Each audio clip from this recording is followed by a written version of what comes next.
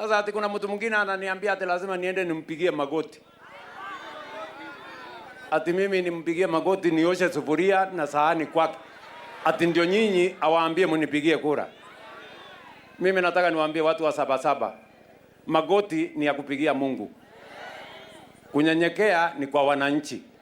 Kura ni kuomba, sio lazima, na wananchi ndio wenye kusema. Ama si nyinyi ndio na akilalamika pale ati tunataka ati atupigie magoti ndio watu wampigie kura, ati tunataka atuoshe vyombo ndio tumpigie kura. Hakuna. Wananchi wamenipigia, wameniambia hata ukipiga magoti, hata ukiosha vyombo, hata ukiosha watoto wetu, watu wamemalizana na wewe. Na shida si ati kuna mtu anataka upige magoti, hakuna mtu anataka uoshe vyombo. Shida ni ya kwamba ile kazi ulipewa ya kujenga uliwacha, ukaua watoto ya Gen Z, ukasema wengine wapigwe risasi kwa mguu, ukavamia makanisa na wahuni na polisi, ACK Church of Fire.